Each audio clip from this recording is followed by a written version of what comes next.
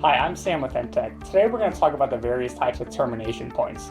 From helicals to push piers to hollow bar, they all connect to the structure in unique and different ways, depending on if it's a new construction project, a retrofit project, or even a tieback project.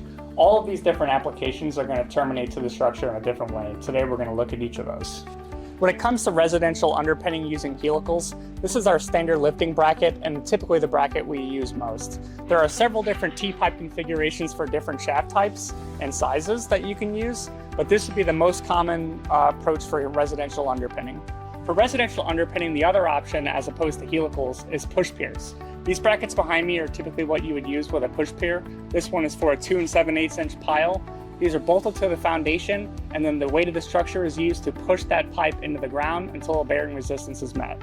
For a new construction helical project, you're going to see that your termination looks something like this. Typically just a pipe that gets welded to a plate.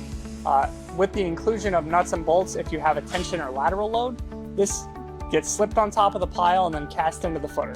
For a residential basement wall, you might see a termination point like this, where this is the interior wall plate, and this thread bar attachment goes to your helical, protrudes through the hole, and locked off with a plate and nut on the inside. When it comes to hollow bar micropiles, you can actually use them in conjunction with the push pier brackets I showed you earlier, but more commonly for a new construction application or for a tieback wall, you're going to find that just a plate with a hole in it to allow the bar to pass through is the most common termination point.